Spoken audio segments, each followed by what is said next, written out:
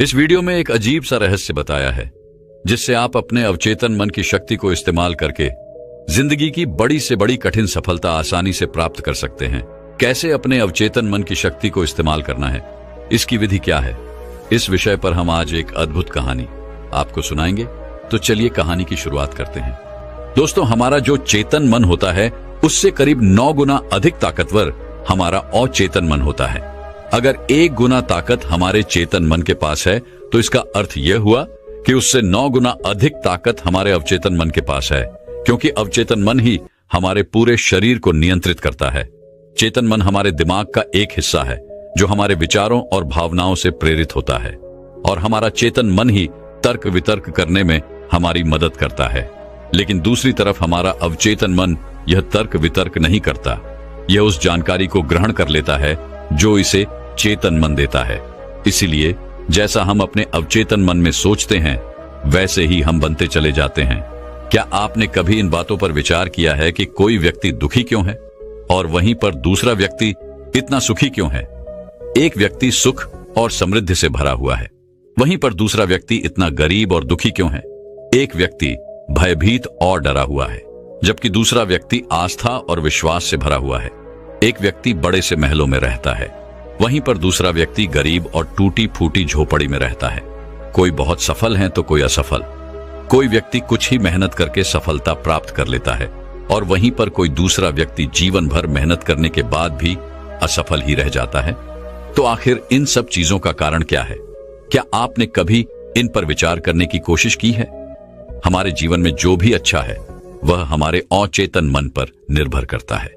अर्थात यदि आप अपने अचेतन मन में यह बात डालेंगे, मेरे साथ जो कुछ भी होगा वह अच्छा होगा, मेरे साथ जो कुछ भी हो रहा है वह अच्छा हो रहा है और मैं एक दिन कामयाब जरूर बनूंगा, तो आप अवश्य ही अपने जीवन में कामयाब बन जाएंगे। वहीं पर यदि आप अपने अवचेतन मन में बुरी बुरी बातें डालेंगे, अर्थात नकारात्मक बातें कहेंगे, तो आपके जीवन में केवल नकारात्मकता ही भर जाएगी और आपके साथ कुछ भी अच्छा नहीं होगा। आप जहां जाएंगे वहां पर आपके हाथ केवल असफलता ही लगेगी। आप हमेशा निराश और परेशान ही रहेंगे, लेकिन उनका हल आपको कभी नहीं मिल पाएगा। इसलिए यदि आप भी अपने मन को अच्छी तरह से जानना चाहते हैं, वो सेवा काम करवाना चाहते हैं जो आप चाहते हैं, उसे अपने नियंत्रण में रखना चाहते हैं, तो इस वीडियो को अंत तक जरूर देखिएगा, क्योंकि इस वीडियो में आपको ऐसी महत्वपूर्ण जानकारियां मिलेगी जिसकी मदद से आप अपना जीवन अच्छे से जी सकते हैं। आप जो चाहें उसे हासिल कर सकते हैं। आप जिस भी लक्ष्य को प्राप्त करना चाहते हैं उसे आप प्राप्त कर सकते हैं। आज की इस वीडियो में हम यह जानने वाले हैं कि आखिर चेतन मन और अवचेतन मन में मुख्य अंतर क्या है और वह किस तरह से काम करता है, और हम अपने अचेतन मन में अच्छी बातें किस प्रकार से डाल सकते हैं जिससे हमारा जीवन परिवर्तित हो सके, हम सफलता की ओर आगे बढ़ सके। बहुत समय पहले की बात है, एक नगर में एक बहुत ही प्रसिद्ध गुरु रहा करते थे। उनकी ख्याति दूर दूर तक फैली हुई थी। उनके आश्रम में उनके कई शिष्य भी थे। एक दिन संध्या के वक्त वह गुरुवर अपने सभी शिष्यों को बुलाकर उन्हें उपदेश दे रहे थे। वे कह रहे थे, शिष्यों, हमारा मस्तिष्क 2 भागों में विभाजित है, चेतन मन और अवचेतन मन। चेतन मन हमारे मस्तिष्क का पहरेदार है, वहीं पर अवचेतन मन हमारा मालिक है। उन गुरु की आवाज सुनकर एक शिष्य खड़ा हुआ और वह उन गुरु से कहता है गुरुदेव, आप क्या कहना चाहते हैं? आप कहीं ये तो नहीं कह रहे कि हमारे भीतर कोई और है जो हमें चला रहा है, जो हमारी सारी क्रियाओं पर नजर रखे हुए हैं? इस पर गुरुवर उस शिष्य को मुस्कुराते हुए कहते हैं, भंते, मैं तुम्हें एक छोटी सी कहानी सुनाता हूं। इस कहानी में तुम्हें तुम्हारे सवालों का जवाब मिल जाएगा। इस कहानी को ध्यानपूर्वक सुनना और इसे समझने का प्रयास करना। आगे गुरुवर कहानी बताते हुए कहते हैं, बहुत समय पहले की बात है। एक नगर में एक बहुत ही धनी सेठ रहा करता था और उसकी एक बड़ी सी हवेली भी थी। उसकी हवेली के द्वार पर हमेशा एक पहरेदार तैनात रहता था और हवेली में जब भी कोई उपद्रव होता, कोई शोर शराबा होता या लड़ाई झगड़े होते, तो उसकी आवाज चारों ओर गूंजने लगती और उस आवाज को सुनकर आसपास के पड़ोसी भी उस महल के पास आते और उस पहरेदार को खूब समझाने की कोशिश करते और कहते, देखो, तुम्हारी हवेली से बहुत सारी आवाजें आती हैं, लड़ाई झगड़े होते रहते हैं, जिससे हमारे घर की शांति भंग हो जाती है। कृपया करके लड़ाई झगड़े को बंद करो। आखिर इस शोर शराबे में क्या रखा हुआ है? इस तरह से लड़ाई झगड़े करके तुम अपना जीवन कैसे शांति से बिता सकते हो? इस पर वह पहरेदार जवाब देते हुए कहता है, देखो भाई, मैं जानता हूं कि लड़ाई झगड़े करना बुरी बात है, शोर शराबा करना बुरी बात है, लेकिन मैं क्या करूं? मैं भी इससे बहुत परेशान हूं। जो भी लड़ाइयां होती हैं वह हवेली में होती है, इससे मेरी भी शांति भंग होती है। लेकिन आप मुझे क्यों समझा रहे हैं? इसका कारण मैं तो नहीं, इसका कारण तो मेरा मालिक है। आप उसे जाकर समझाइए। यह बात सुनकर पड़ोसी भी यह बात समझ जाता कि बात तो सही है। आखिर इसमें इस पहरेदार की क्या गलती है? यह तो केवल अपना काम कर रहा है। गलती तो मालिक ही है। वह उपद्रव करता है, वह शोर शराबे करता है, वह लड़ाई झगड़े करता है, और जब भी उसे यह सब करने का मन होता है तो वह हवेली के बाहर आता है और उपद्रव करके वह वापस हवेली में जाकर बैठ जाता है। और जिन लोगों को भी उस हवेली के मालिक से तकलीफ होती, जिनकी भी शांति भंग होती, वे सभी आकर उस पहरेदार को ही समझाने का प्रयास करते। वह उसे खूब समझाते, लेकिन क्या इससे यह समस्या सुलझेगी? इस प्रश्न के साथ गुरुवर अपने शिष्य से कहते हैं, तुम ही बताओ इसका क्या समाधान है? इस पर वे शिष्य गुरु के इस प्रश्न का जवाब देते हुए कहता है गुरुवर, जिन्हें भी उन हवेली के मालिक से तकलीफ है जो शोर शराबे करता है, लड़ाई झगड़े करता है और लोगों की शांति भंग कर देता है, उन सभी को उनसे बात करनी चाहिए, तभी तो इसका समाधान निकलेगा। भला पहरेदार की इसमें क्या गलती है? वह तो केवल अपना काम कर रहा है और वह उससे ज्यादा कर भी क्या सकता है? उसके हाथों में तो और कुछ भी नहीं। इस पर वह गुरुवर मुस्कुराते हुए अपने उस शिष्य से कहते हैं, भंते, ठीक इसी तरह से हमारा मन भी होता है। हमारा चेतन मन मनुष्य का पहरेदार होता है और पहरेदार को यह अच्छी तरह से पता है कि क्रोध करना बुरी बात है, बुरे शब्दों का इस्तेमाल करना बुरी बात है, अश्लील ख्यालों में खोए रहना बुरी बात है। अर्थात हमारे चेतन मन को यह बात बहुत अच्छी तरह से पता है कि गुस्सा करना, आलस करना, काम वासना जैसे विचार गलत है। ये सभी विकार हमारे भीतर नकारात्मक विचार उत्पन्न करते हैं, जिससे हमारा विनाश होता है। लेकिन वह कर भी क्या सकता है? वह चीज उसके हाथों में है ही नहीं, क्योंकि वह चीज वह कर ही नहीं रहा। ये तो वह अंदर बैठा मालिक कर रहा है, अर्थात हमारा अवचेतन मन, जो हमसे कोई भी कार्य बहुत ही आसानी से करवा लेता है। और ये सभी बातें हम में से हर सभी अच्छी तरह से जानते हैं और हमें ऐसा लगता भी है कि हम अच्छी तरह से समझ चुके हैं, जैसे कि वह पहरेदार समझता है। लेकिन वास्तविकता में तो इससे हमारे जीवन पर कोई भी बुनियादी फर्क नहीं पड़ता। आगे वह गुरु उस शिष्य से कहते हैं, भंते, तुमने भी अपने आप को कई बार यह समझाने की कोशिश की होगी कि मुझे सुबह सही समय पर उठना है, आश्रम की साफ सफाई करनी है, भिक्षा मांगने जाना है और रात को आने के बाद मुझे ध्यान भी करना है। लेकिन क्या इससे कोई फर्क पड़ा? इसका जवाब देते हुए वे शिष्य कहता है, नहीं, बिल्कुल नहीं। मैंने कई बार अपने आप को समझाया है कि मुझे इस समय पर यह काम करना है, मुझे अपना समय व्यर्थ नहीं करना, मुझे अपने समय का इस्तेमाल करना है और मुझे आगे बढ़ना है। लेकिन मैं चाहकर भी उन सभी कार्यों को समय पर नहीं कर पाता।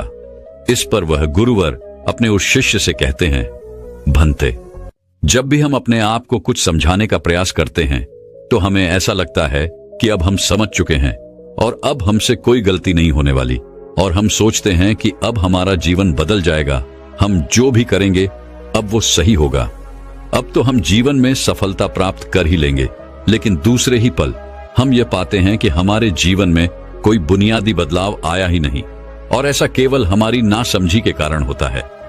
हम अपनी नासमझी के कारण अवचेतन मन की जगह पर अपने चेतन मन को समझाने का प्रयास करते हैं, अर्थात मालिक को छोड़कर हम पहरेदार से बात करते रहते हैं और उसे समझाने की कोशिश करते हैं। लेकिन तुम यह भूल जाते हो कि आखिर वह पहरेदार कर भी क्या सकता है? वह सब उसके हाथों में है ही नहीं। हमें तो अपने अवचेतन मन को समझाने की आवश्यकता है। हमारी बुद्धि अर्थात वह पहरेदार जो यह समझ जाता है कि क्या सही है और क्या गलत, उसे कब क्या करना है, क्या नहीं करना। लेकिन ये सारी बातें केवल हमारे पहरेदार अर्थात हमारे चेतन मन के सीमित रह जाती हैं। ये सारी बातें हवेली के उस मालिक अर्थात हमारे अवचेतन मन तक तो पहुंच ही नहीं पाती, और यही कारण है कि हमारे जीवन में कभी कोई बुनियादी बदलाव हो ही नहीं पाता। ठीक उसी प्रकार जैसे कि यदि आपसे कोई कहता है कि पौधे में पानी डालोगे तो वह पौधा एक दिन बड़ा होगा, और फिर उसमें फल आएंगे, फल लगेंगे, और आप उस बात को मान लेते हैं और उस पौधे में पानी भी डालते हैं। लेकिन आप पौधे की पत्तियों पर पानी डालते हैं और सोचते हैं कि इसमें फल फूल आएंगे।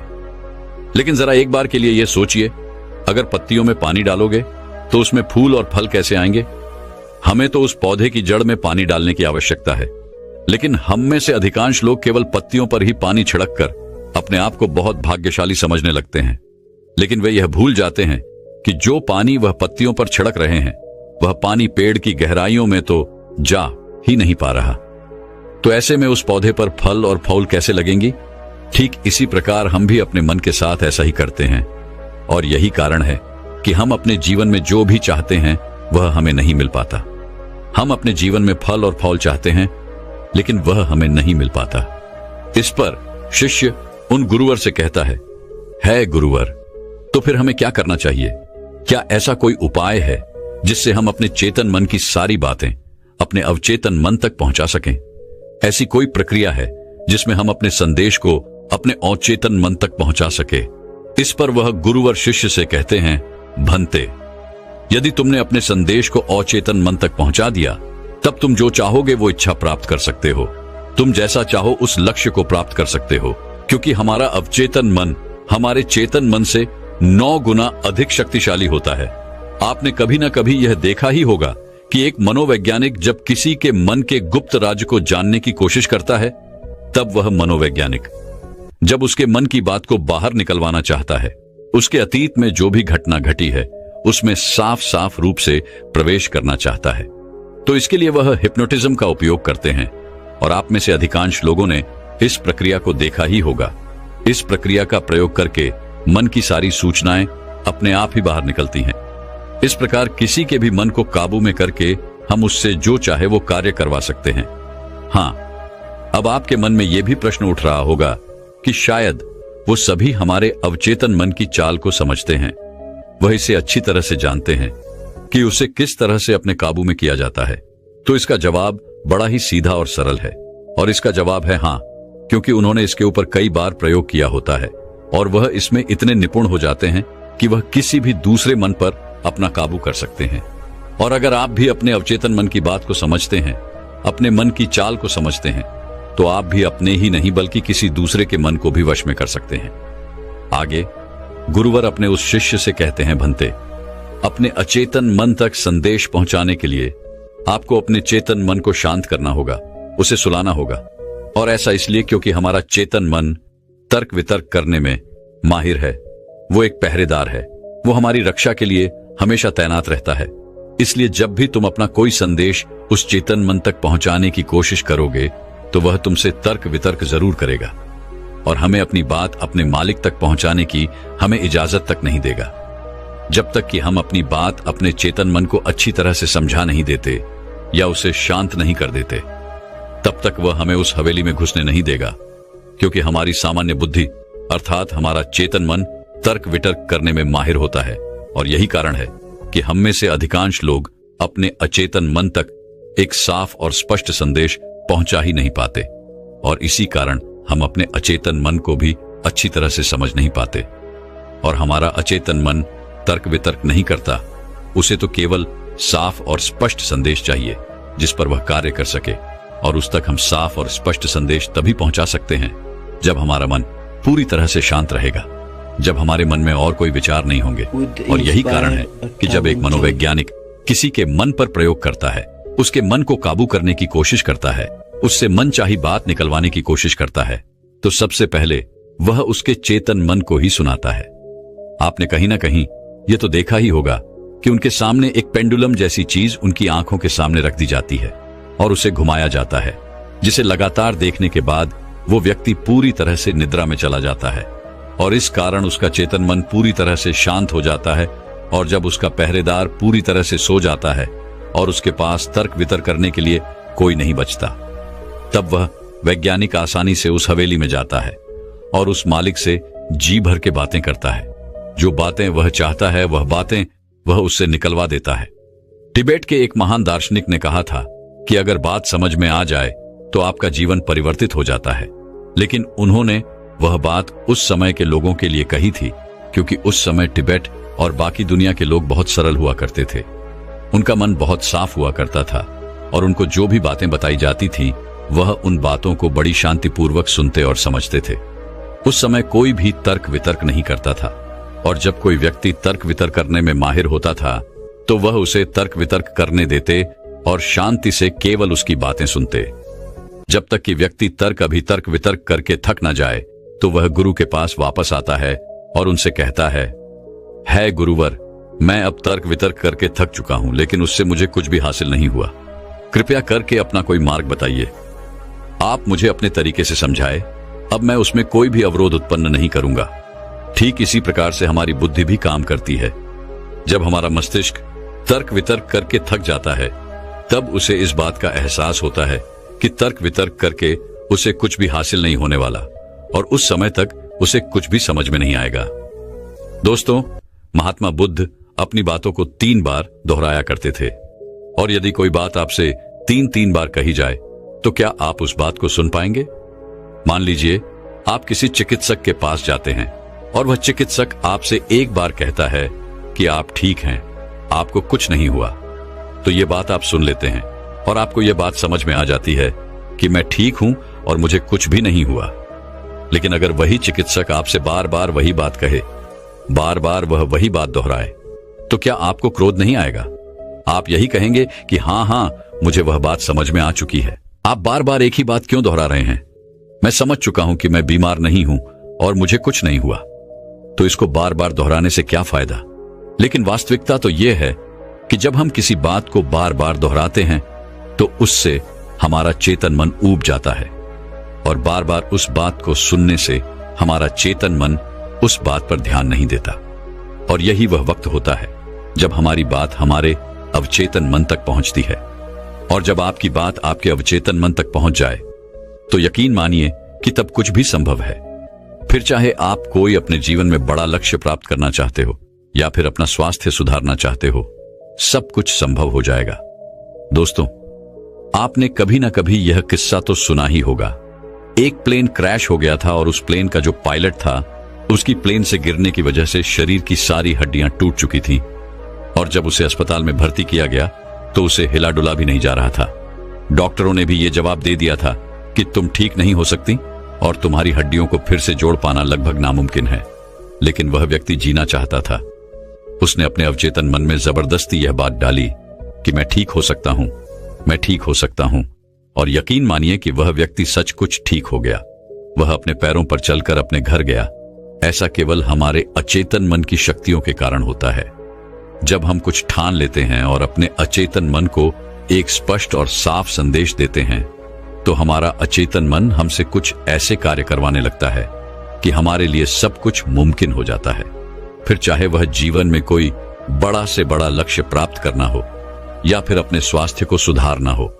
और पुराने जमाने में यह बहुत सरल हुआ करता था, क्योंकि उस समय लोग तर्क वितर्क नहीं किया करते थे, और जो भी उसे कहा जाता था वह उसे बहुत गहन ध्यान के साथ सुनते थे और समझते थे। लेकिन आजकल के तथाकथित बुद्धिमान लोग वे सभी इन सभी बातों को अंधविश्वास कहते हैं। लेकिन यह भी एक वास्तविकता है कि जैसा आप खुद से कहते हैं वैसा ही आप अंदर से बनते चले जाते हैं।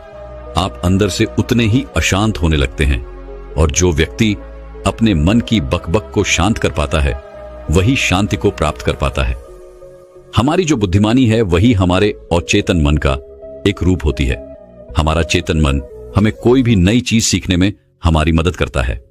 जैसे यदि आप कोई नई भाषा सीखना चाहते हैं या फिर आप कोई नई टेक्निक सीखना चाहते हैं तो इसमें हमारा चेतन मन हमारी बहुत मदद करता है। लेकिन जब बात आती है भावनाओं की, अर्थात क्रोध, कामना, आलस इत्यादि, जो कि हमारे अचेतन मन का हिस्सा होते हैं, उन्हें हमें सीखना नहीं पड़ता, वह तो हमारे अंदर पहले से ही मौजूद है। क्या आपने कभी एक पल के लिए यह सोचा है कि क्या आपने कभी ग्रोथ सीखा है? क्या आपने कभी काम वासना सीखी है? क्या आपने कभी आलस सीखा है? यदि आपको बचपन से ही किसी ऐसी जगह पर रखा जाए जहां पर कोई भी व्यक्ति ना हो, कोई भी इंसान ना हो, तब भी आपके भीतर ये सारे गुण आ ही जाएंगे, क्योंकि इसमें तो सिर्फ और सिर्फ हमारे अचेतन मन का ही काम है। यानी कि वह चीजें जो प्रकृति ने हमें पहले से ही दी है, और वह सिर्फ हमारे अवचेतन मन के माध्यम से ही भरी जाती है, क्योंकि हमारा अचेतन मन कभी विरोध नहीं करता। क्या आपने कभी इस बात पर भी गौर किया है कि जो इस दुनिया में बाहरी चीजें हैं उसे आप सीख सकते हैं, लेकिन जहां बात आती है हमारे भीतर की, अर्थात ग्रोथ को ना करने वाली सीख की, तो आप उस सीख को नहीं सीख पाते। मान लो अगर आपको घड़ी सीखना है तो उसके बारे में हमारे अचेतन मन को कुछ नहीं पता होता, लेकिन वहीं पर यदि कोई आपसे यह कहे कि 5 और 5 10 होते हैं, तो यह बात आपके अचेतन मन को अच्छी तरह से समझ में आ जाती है, क्योंकि आपका अचेतन मन विरोध नहीं करता और उसे एक साफ और स्पष्ट संदेश भी मिल रहा है। इसलिए हमें अपने अवचेतन मन तक साफ और स्पष्ट संदेश भेजने की आवश्यकता होती है, और यह तभी संभव है जब हमारा चेतन मन इसके आड़े ना आए। तभी वह शिष्य उन गुरुवर से कहता है गुरुवर, आखिर हम अपने अवचेतन मन को साफ और स्पष्ट संदेश क्यों नहीं भेज पाते? आखिर इसका क्या कारण है? इसका जवाब देते हुए वे गुरु शिष्य से कहते हैं, भंते, इसका पहला कारण यह है कि जब भी हम अपने अवचेतन मन में कोई सूचना पहुंचाने की कोशिश करते हैं तो हमारा चेतन मन पहले उससे तर्क वितर्क करता है। वह यह सोचता है कि इस जानकारी से हमें लाभ होगा या हानि, और जब तक हम अपनी सूचना को सही और साफ स्वस्थ तौर पर अपने अवचेतन मन तक नहीं पहुंचा पाते, तब तक वो हमारे लिए काम नहीं कर सकती है। मान लीजिए कि आप ईश्वर के सामने हाथ जोड़कर खड़े हैं और उनसे प्रार्थना कर रहे हैं कि है ईश्वर, मुझे एक अच्छी नौकरी मिल जाए, मैं अच्छी तरह से कामयाब हो जाऊं। इस दौरान हमारा चेतन मन यह सोचता है कि आखिर मुझे नौकरी मिल जाएगी और मैं कामयाब हो जाऊंगा, तो उसके बाद मैं क्या करूंगा? मैं ऐसा घर खरीदूंगा, ऐसी गाड़ी खरीदूंगा, अपने परिवार के लिए यह करूंगा, वो करूंगा, अपना खुद का व्यापार शुरू करूंगा। ऐसे कई प्रकार के विचार हमारे चेतन मन में उठने लगते हैं, और इसी कारण हम अपने औचित्य मन तक साफ और स्पष्ट संदेश भेज नहीं पाते। और इसीलिए कहा जाता है कि ध्यान हमारे मन को शांत कर देता है, और शांतपन में जो भी बातें डाली जाती हैं वो सीधे हमारे अवचेतन मन तक पहुंचती हैं, जिससे हम सब कुछ हासिल कर सकते हैं। जो भी अपने जीवन में हासिल करना चाहते हैं वह सब कुछ हमें बहुत आसानी से मिल जाता है। यदि आप भी अपने जीवन में बुनियादी रूप से परिवर्तन चाहते हैं, जीवन में कुछ बदलाव चाहते हैं और अपने जीवन में किसी लक्ष्य को प्राप्त करना चाहते हैं, तो आपको अपने अवचेतन मन तक साफ और स्पष्ट संदेश भेजना ही होगा। अपने अवचेतन मन को अपने वश में करना ही होगा, और अपने अवचेतन मन को वश में करने के लिए आप यह एक तरीका अपना सकते हैं। अगर आपको कोई चीज पानी है तो आपको उस चीज को मंत्र की तरह मन में दोहराना होगा, और ऐसा आपको करीब 28 दिन तक करना होगा। और यदि इस दौरान आपसे कोई यह कहे कि इससे कोई फर्क नहीं पड़ने वाला, यह सब बेकार की बातें हैं, तो उनकी बातों पर यकीन मत कीजिएगा, क्योंकि यदि आप कोई बात मंत्र की तरह दोहराते हैं तो वह मंत्र अर्थात वो बातें हमारे अवचेतन मन तक पहुंच जाती हैं। और एक बार यदि आपकी बात आपके अवचेतन मन तक पहुंच गई तो हम दुनिया की कोई भी चीज पा सकते हैं। हम किसी भी बड़े से बड़े लक्ष्य को हासिल कर सकते हैं, और उसके लिए आपको बस इतना ही करना है। जब भी आप रात को सोने जाएं तो बिस्तर पर लेटने के बाद नींद आने से ठीक पहले आपको करीब 10 से 15 बार अपने मन में उस मंत्र को दोहराना है जो भी आप चाहते हैं, और ऐसा करते हुए आपको नींद में चले जाना है, क्योंकि हमारा अचेतन मन कभी नहीं सोता। वो 24 घंटे 365 दिन आपके लिए लगातार काम करता रहता है, जबकि रात को सोते समय हमारा चेतन मन पूरी तरह से शांत होता है और वह सो जाता है। और यही वह समय है जब हमारा अवचेतन मन पूरी तरह से जागृत होता है। यह सबसे ज्यादा शक्तिशाली होता है। रात को सोते वक्त जो भी बातें आप अपने मन में डालते हैं, आप वैसे ही बनते चले जाते हैं। कभी आपने इस बात पर गौर किया है कि जब भी आप रात को सोते वक्त कोई नकारात्मक बात या नकारात्मक जानकारी लेते हैं तो सुबह उठते ही आपको नकारात्मक विचार आते हैं, और वहीं पर यदि आप रात को सोते वक्त सकारात्मक जानकारी या सकारात्मक बातें करते हैं तो अगले दिन सुबह आप बहुत ज्यादा ताकतवर महसूस करते हैं। आपका दिन पहले से ज्यादा अच्छा लगने लगता है, आप अच्छा महसूस कर पाते हैं। इसलिए रात को सोते वक्त कभी भी अपने आप से नकारात्मक बातें ना करें। हो सके तो हमेशा अपने आप से सकारात्मक बातें करें, या फिर आप चाहें तो इस प्रयोग को भी अपना सकते हैं और अपने जीवन में जो कुछ भी चाहे आप उसे पा सकते हैं, क्योंकि एक बार यदि आपका लक्ष्य आपके अवचेतन मन तक पहुंच गया तो उसे पाना बहुत आसान हो जाएगा, फिर वह चाहे कितना भी बड़ा क्यों ना हो। वह चाहे कितना भी कठिन क्यों ना हो, आप उसे हासिल कर ही लेंगे, आप उसमें कामयाबी पा ही लेंगे। इतना कहकर वह गुरुवर शांत हो गए और वह शिष्य भी यह समझ चुका था कि आखिर हमारे चेतन मन और अवचेतन मन में क्या अंतर होता है और किस प्रकार हम अपने लक्ष्य को प्राप्त कर सकते हैं। तो दर्शकों, चलिए अब सफलता पाने के ऊपर अगली रोचक कहानी की शुरुआत करते हैं।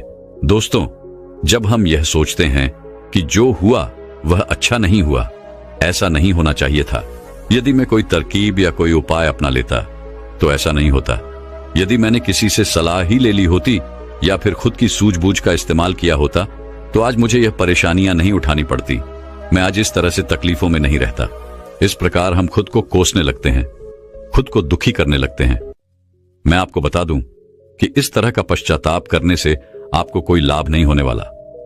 आप चाहे कितने भी हाथ पैर मार लें, चाहे आप लाखों कोशिशें कर लें, लेकिन आप अपने अतीत को बदल नहीं सकते, क्योंकि इस तरह के विचार केवल चिंता पैदा करते हैं। लेकिन यही चिंता अर्थात यही पश्चाताप हमारे लिए बहुत लाभदायक भी साबित हो सकता है। अब आप में से कई लोग यह सोच रहे होंगे कि भला जो बीत गया, यदि हम उस पर सोच विचार कर रहे हैं तो यह हमारे लिए कैसे लाभदायक हो सकता है। हम तो पहले ही मुसीबत में हैं, हम तो पहले से ही तकलीफ में हैं, तो ऐसे में यह हमारे लिए कैसे फायदेमंद हो सकता है। दोस्तों, अगर आप उन गलतियों से सीख लेकर खुद को बदलने का प्रयास करें तो आप अपना आने वाला भविष्य खुद ही बदल सकते हैं, उसे संभाल सकते हैं। अगर अतीत की गलतियों से सीख लेकर खुद को बदलने का प्रयास किया जाए तो सही मायने में वही पश्चाताप कम होता है। आज की जो बौद्ध कहानी मैं आपको सुनाने जा रहा हूं, इस कहानी के माध्यम से मैं आपको कुछ ऐसे तरीके बताने वाला हूं जिन तरीकों को अपनाकर आप अपने जीवन में इस प्रकार के पश्चाताप से बच सकते हैं। आप अपनी अतीत की गलतियों को भुलाकर आप अपने आप को वे एक नया इंसान बन सकते हैं। जो लोग खुद पर संदेह करते हैं, जो अपने ही विचारों में उलझे रहते हैं, जिन्हें उनकी अतीत की गलतियां परेशान करती रहती हैं, उनके लिए यह एक वरदान साबित हो सकता है। एक समय की बात है, एक नगर में एक युवक रहता था जो अपने कर्मों से बहुत परेशान था। उसने 30 साल कड़ी मेहनत की, लेकिन उसके बाद भी उसे अपने कर्मों का फल नहीं मिला, जिस कारण वह अंदर से बहुत निराश हो चुका था। वह अंदर से पूरी तरह से टूट चुका था, जिस कारण उसने संन्यास ग्रहण कर लिया। उसने सोचा कि मैं अपने संसारी जीवन में तो कुछ न कर सका, लेकिन मैं अपने सन्यासी जीवन में अवश्य कुछ न कुछ प्राप्त करके ही रहूंगा। मैं सत्य की खोज किसी भी कीमत पर करके ही रहूंगा। देखते ही देखते करीब 5 वर्ष बीत गए, लेकिन अब तक उसका अपने मन पर कोई नियंत्रण नहीं था। जब भी वह भिक्षा मांगने किसी नगर में जाता और वहां पर यदि उसकी नजर किसी सुंदर स्त्री पर पड़ जाती तो उसके मन में कामुक विचार उठने लगते थे, और जब भी वह शांत होता और अकेले कहीं पर बैठता तो उसे खुद पर क्रोध आता, उसे खुद पर पश्चाताप होता, और तब वह यह सोचता कि आखिर मैं सन्यासी क्यों बन गया जब मैं अपने मन पर नियंत्रण ही नहीं पा सकता। तो मेरे इस सन्यासी जीवन का क्या फायदा? इससे तो अच्छा होता कि मैं किसी अच्छी और सुंदर स्त्री से विवाह कर लेता, पैसे कमाता और अपना घर परिवार संभालता। हो सकता था कि मेरे अपने बच्चे भी होते, लेकिन मैं भी कितना बेवकूफ हूं। मैंने अपने सारे सुख त्याग दिए और ना जाने क्यों मैं इन जंगलों में आ गया, ना जाने क्यों मैंने संन्यास ग्रहण कर लिया। इसी प्रकार के कई सारे विचार उसके मन में उठने लगे थे, और इन्हीं विचारों के कारण उसके मन में नकारात्मकता पैदा होने लगी थी, जिस कारण वह छोटी छोटी बातों पर क्रोधित हो जाता। वह अपने आप को कोसने लगता। जब भी वह किसी सफल सन्यासी को देखता तो उसके मन में जलन पैदा होने लगती और वह उन्हें नीचा दिखाने के लिए हर मुमकिन प्रयास भी करता। इसी प्रकार के कई तरह तरह के विचार उसे परेशान करने लगे थे, और अब वह और भी ज्यादा चिंतित रहने लगा था। उसने खाना पीना पूरी तरह से छोड़ दिया था। एक दिन रात्रि के वक्त वह आश्रम के बाहर बैठकर रो रहा था, और रोते रोते उसने यह तय किया कि वह अपना जीवन समाप्त कर देगा। यह सोचकर वह आश्रम से निकल पड़ा और एक पहाड़ की चोटी पर जाकर खड़ा हो गया। रोते रोते वह यह सोच रहा था कि मैं चाहकर भी अब अपनी पुरानी जिंदगी में वापस नहीं लौट सकता, क्योंकि मैंने सबके सामने संन्यास ग्रहण किया है, और एक बार संन्यास ग्रहण करने के बाद इंसान का घर परिवार सब कुछ छूट जाता है। ऐसा सोचता हुआ वह उस पहाड़ से नीचे की ओर देख रहा था। उसकी आंखों से आंसू बह रहे थे, लेकिन अब भी उसके मन में तरह तरह के विचार उत्पन्न हो रहे थे। वह अब भी यही सोच रहा था कि यदि मैंने अपने जीवन में सही निर्णय लिए होते तो आज मुझे ये दिन न देखना पड़ता। रोते हुए अपने कदम आगे बढ़ाने ही वाला था कि तभी उसे एक आवाज सुनाई दी। कोई उससे चिल्लाकर यह कह रहा था, भंते रुक जाओ, जहां छोड़कर जा रहे हो वापस वहीं से शुरुआत करनी पड़ेगी, इसलिए एक बार फिर सोच लो। यह आवाज सुनकर वह सन्यासी रुक गया। उसने पीछे मुड़कर यहां वहां देखा, लेकिन उसे वहां पर कोई भी दिखाई नहीं दिया। तभी उसने जोर से चिल्लाकर कहा, कौन हो तू? तभी उसकी नजर एक बूढ़े बौद्ध भिक्षु पर पड़ी और उन्हें देखकर वह सन्यासी और भी क्रोधित हो उठा और कहने लगा, कौन हो तुम और मुझे क्यों रोकना चाहते हो? तभी वह बूढ़ा बौद्ध भिक्षु उस सन्यासी से कहता है, भंते मैं तो बस इतना ही कह रहा हूं, तुम जहां छोड़कर जा रहे हो तुम्हें वापस वहीं से शुरुआत करनी पड़ेगी, इसलिए निर्णय लेने से पहले एक बार फिर सोच लो, कहीं तुम फिर से गलत निर्णय तो नहीं ले रहे। तभी वह सन्यासी क्रोधित होकर उन बौद्ध भिक्षु से कहता है, आपको क्या लगता है कि मैं बार बार यही गलतियां दोहराऊंगा? मैं मानता हूं कि मैंने अनजाने में गलतियां की है और इसका मतलब यह नहीं कि बार बार मैं यही गलतियां दोहराते रहूंगा। मैंने अपनी गलतियों से बहुत बड़ी सीख ली है, लेकिन अब मैं उन गलतियों को ठीक नहीं कर सकता। अब मैं उन्हें बदल नहीं सकता, इसलिए मैंने बहुत सोच समझकर यह फैसला लिया है। उस सन्यासी की यह बात सुनकर वह बूढ़ा बौद्ध भिक्षु जोर जोर से हंसने लगा और उस सन्यासी से कहता है, भंते अतीत की गलतियां कोई नहीं सुधार सकता, क्योंकि बीता हुआ समय कभी लौटकर नहीं आने वाला। हाँ, वे लोग मूर्ख होते हैं जो यह कहते हैं कि वे लोग अतीत को बदल सकते हैं। उनसे बड़ा अज्ञानी इस दुनिया में दूसरा और कोई नहीं हो सकता, क्योंकि जब तुम समय को वापस नहीं मोड़ सकते तो तुम अपनी अतीत की गलतियों को भला कैसे बदल सकते हो? लेकिन जो लोग समझदार हैं, जो लोग ज्ञानी हैं, वे लोग यह बात बहुत अच्छी तरह से जानते हैं कि जीवन में गलतियां करना कितना जरूरी होता है। गलतियों के कारण ही तो हम सीख पाते हैं, अपनी गलतियों से समझ पाते हैं और अपने भविष्य को बेहतर बना पाते हैं। आगे वह बूढ़ा बौद्ध भिक्षु उस सन्यासी से कहता है, भंते जब तक तुम्हें खुद की कमियों का ही पता नहीं होगा तब तक तुम अपने आप को बेहतर कैसे बना सकते हो? और हमारी कमियां तो सिर्फ हमारी गलतियों से ही पता चलती हैं। आगे वह बूढ़ा बहुत भिक्षु उस सन्यासी से कहता है, बहती है, हर माता पिता अपने बच्चों को बड़े ही लाड़ प्यार से पालते हैं। वह उन पर कभी कोई आंच नहीं आने देना चाहते। वह यह नहीं चाहते कि उनका बेटा कभी कोई गलतियां करे और उसे कोई तकलीफ हो, लेकिन वह यह भूल जाते हैं कि जीवन एक युद्ध का मैदान है जहां हम खुद अपनी गलतियों से सीखते हैं और एक योद्धा बनते हैं। और जो यह सोचता है कि वह अपने जीवन में कभी कोई गलती ही नहीं करेगा, तो इसका अर्थ यह हुआ कि वह कभी भी जीवन के इस रण क्षेत्र में हिस्सा ही नहीं लेना चाहता। और जो कोई भी इस युद्ध में हिस्सा नहीं लेता, वह अपने जीवन में कभी कुछ नया नहीं कर पाता, ना ही वह अपने जीवन में कुछ सीख पाता है। वह तो केवल वही करता है जो उसे सिखाया गया है। और जो व्यक्ति इस युद्ध भूमि में हिस्सा लेता है, वह यह अच्छी तरह से जानता है कि उसे कई बार गिरना होगा, कई बार संभलना होगा, लेकिन उसे रुकना नहीं है बल्कि उसे चलते रहना है, क्योंकि जीवन चलते रहने का नाम है। इस पर वह सन्यासी और भी क्रोधित हो उठता है और बौद्ध भिक्षु से कहता है, आखिर तुम कहना क्या चाहते हो? तुम इस तरह से मेरा समय व्यर्थ कर रहे हो। जो भी कहना है जल्दी कहो, अन्यथा अच्छा नहीं होगा। तभी वह बूढ़ा बौद्ध भिक्षु एक बार फिर मुस्कुराने लगा और उस सन्यासी से कहता है, भंते आज मैं तुम्हें जीवन के ऐसे 5 तरीके बताने वाला हूं जिनका पालन करके तुम अपने अतीत की गलतियों को अपनी ताकत में बदल सकते हो। आगे वह बौद्ध भिक्षु उस सन्यासी से पूछते हैं, भंते क्या तुम जानना चाहोगे कि वो 5 तरीके कौन से हैं? यदि तुम जानना चाहते हो तो इसके लिए तुम्हें भी मुझे एक वचन देना होगा। तभी वह सन्यासी कहता है, कैसा वचन? तभी वह बूढ़ा बौद्ध भिक्षु बड़े ही प्रेम से उस सन्यासी से कहता है, बस इतना ही कि तुम अपने मन से आत्महत्या का ख्याल निकाल दोगे। सिर्फ तभी मैं तुम्हें यह 5 बातें बताऊंगा, अन्यथा तुम अपने फैसले पर अटल रह सकते हो। लेकिन याद रखना कि जो गलतियां तुमने पहले दोहराई हैं, हो सकता है कि इस बार भी तुम वही गलती कर रहे हो। इतना कहकर वह बूढ़ा बौद्ध भिक्षु शांत हो गया और वह सन्यासी कुछ देर के लिए सोच विचार में पड़ गया।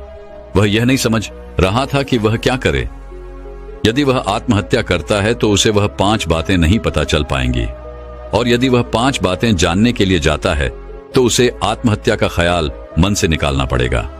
वह सन्यासी असमंजस में पड़ गया, लेकिन काफी देर सोच विचार करने के बाद आखिरकार उसने उस बूढ़े बौद्ध भिक्षु की बात मान ली और वह उन बूढ़े बौद्ध भिक्षु के पास पहुंचा और कहने लगा, कहिए, आप क्या कहना चाहते हैं?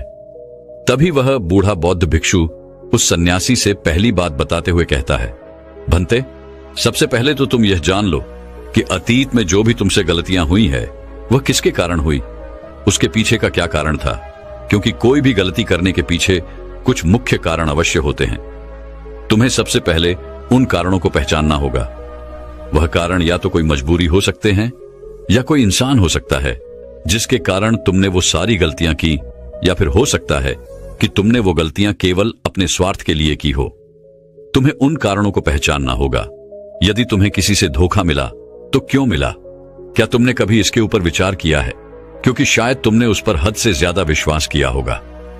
एक बार यदि तुमने उस कारण को पकड़ लिया और उसे जान लिया तो तुम यह समझ पाओगे कि तुमने कहां कमी रह गई, तुमने कहां पर गलती की, और एक बार यदि तुम अपनी गलती को समझ जाओगे तो तुम उसे सुधार भी सकते हो ताकि वैसी गलती भविष्य में तुमसे दोबारा ना घटे। आगे वह बूढ़ा बौद्ध भिक्षु उस सन्यासी से कहता है, गलतियां हमें दुख नहीं देती। दुख हमें तब होता है जब हम अपनी गलतियों को बार बार दोहराते हैं, जब हमें इस बात का एहसास होता है कि शायद हम अपनी गलती को अब सुधार नहीं सकते और शायद हमारे भीतर अब उतना आत्मबल नहीं बचा कि हम उन गलतियों से सीखकर उन्हें सुधार सकें। जब हमें खुद पर संदेह होने लगता है, खुद पर संशय होने लगता है, तब हमें पीड़ा होती है। किंतु एक बार, केवल एक बार यदि तुम यह समझ जाओ कि गलती करके जब हम उससे सीख लेते हैं और उस गलती को सुधारने का हर मुमकिन प्रयास करते हैं तो हमारे भीतर एक विश्वास जाग उठता है और फिर हमें कभी कोई दुख नहीं परेशान करता। इसलिए हमें किसी भी गलती के पीछे का कारण जानना बहुत आवश्यक होता है और इसके लिए तुम चाहो तो खाली बैठकर चिंतन कर सकते हो। यह इतना मुश्किल भी नहीं है। एक बार अगर उस गलती के पीछे की वजह तुम्हें समझ में आ जाए तब दूसरा तरीका काम आता है। जब हम गलती के पीछे की वजह को जान जाते हैं, उसे समझ जाते हैं, तो उसके बाद हमें खुद से एक सवाल करना चाहिए और वह सवाल यह है कि गलती करने से पहले हम कैसे इंसान थे और यह गलती करने के बाद हमारे अंदर क्या परिवर्तन हुआ है। क्या हमने अपनी गलती से कोई सीख ली है या नहीं, और यदि सीख ली तो फिर हमने अपने बारे में क्या जाना। आगे वह बूढ़ा बौद्ध भिक्षु उस सन्यासी से कहता है, भंते, यदि तुम इस प्रकार खुद से सवाल करोगे तो तुम पाओगे कि तुम्हारे जीवन में कुछ नए अनुभव जुड़ गए हैं और यह अनुभव ही तुम्हें आगे ले जाएंगे, क्योंकि यह जीवन में आगे बढ़ने के लिए तुम्हारी बहुत मदद करेंगे।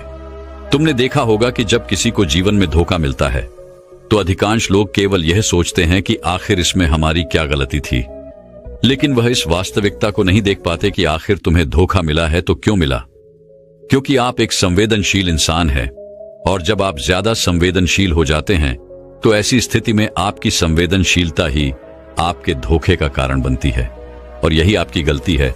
और जब आपको अपनी गलती के बारे में पता चल गया तो आपने यह भी सीख लिया कि आपकी गलती थी अधिक संवेदनशीलता।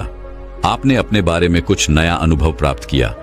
अगर तुम एक बार अपने बारे में निरीक्षण करना शुरू करोगे तो अपने बारे में तुम्हें बहुत सी अद्भुत बातें पता चलेंगी और तब तुम खुद ही आश्चर्यचकित हो जाओगी, क्योंकि तुम खुद के बारे में और अधिक जानने लगोगे। इसलिए खुद का निरीक्षण करना अति आवश्यक है। आगे वह बूढ़ा बौद्ध भिक्षु उस सन्यासी से तीसरी आदत बताते हुए कहता है, तीसरे तरीके में हम खुद से संकल्प करते हैं। हम यह दृढ़ संकल्प बना लेते हैं कि हम भविष्य में दोबारा यह गलती नहीं दोहराने वाले।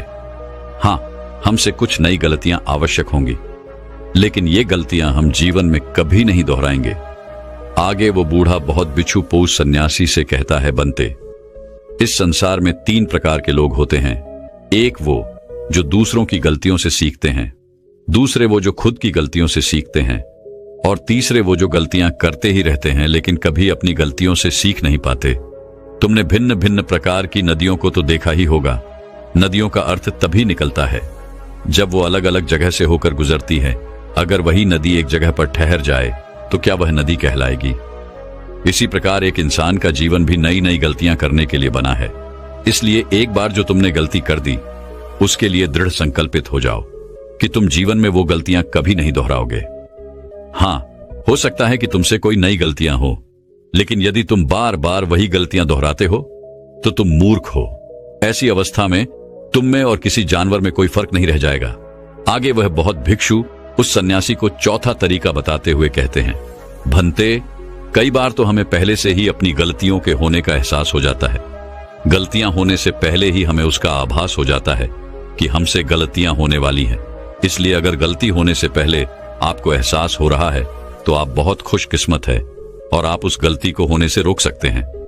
आपने कभी ना कभी इन संकेतों को महसूस किया होगा, क्योंकि यह ब्रह्मांड हमें संकेत देता है। लेकिन फिर भी हम में से अधिकांश लोग इन बातों को नजरअंदाज कर देते हैं, जिसका परिणाम हमें बाद में भविष्य में भोगना पड़ता है। लेकिन जैसे जैसे आप अपने इन अतीत की गलतियों से सीखने लगते हैं तो आपका अनुभव बढ़ने लगता है, जीवन के बारे में समझ पैदा होने लगती है, और जब हमारी समझ बढ़ने लगती है तो गलतियों को होने से रोका भी जा सकता है। इसलिए बुद्धिमानी का इस्तेमाल करें, चिंतन करिए कि आप जो भी काम करने जा रहे हैं आखिर उसका परिणाम क्या हो सकता है। कहीं वह काम कोई गलती तो नहीं कहलाएगा। इसी तरह से एक मनुष्य जीवन के परिपक्वों में बांटा जाता है और इसी से आपका विकास होता है, और हम सभी को इस राह से होकर गुजरना ही पड़ता है, अन्यथा हमारा जीवन वहीं पर ठहर जाएगा। हम कभी भी आगे नहीं बढ़ पाएंगे। यदि आप अपने जीवन में आगे बढ़ना चाहते हैं, किस लक्ष्य को प्राप्त करना चाहते हैं, तो आपको इस कार्य प्रणाली को अपनाना ही होगा, इसे समझना ही होगा। आगे वह बूढ़ा बौद्ध भिक्षु उस सन्यासी को आखिरी आदत बताते हुए कहते हैं, भंते, आखिरी और सबसे महत्वपूर्ण सीख, अगर तुम अपने अनुभव से एक इंसान बन चुके हो तो अब तुम दूसरों के लिए मार्गदर्शन का काम कर सकते हो। तुम दूसरों की राह में दीपक बनकर उन्हें रोशनी दिखा सकते हो, उन्हें उनकी राह पर आगे बढ़ा सकते हो, क्योंकि हम वैसे ही बन जाते हैं जैसा कि हम सोचते हैं। और जब आप खुद को बेहतर बनाने का प्रयास करेंगे तो आप देखते ही देखते बेहतर बनते चले जाएंगे, और ये प्रकृति भी आपका साथ देगी, आपकी सहायता करेगी।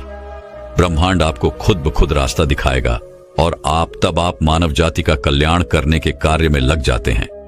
तब वह शास्त्रों में सबसे सर्वश्रेष्ठ कार्य माना जाता है। इससे श्रेष्ठ कार्य तो और कोई हो ही नहीं सकता। जो व्यक्ति समस्त जीव जंतुओं और मानव जाति के कल्याण के बारे में सोचता है, ऐसे लोग परमात्मा हो जाते हैं। ऐसे व्यक्तियों के मन में प्रेम, करुणा, दया जैसे अनेक भाव उत्पन्न होने लगते हैं, और परमात्मा करुणा और प्रेम का ही दूसरा नाम है। इतना कहकर वह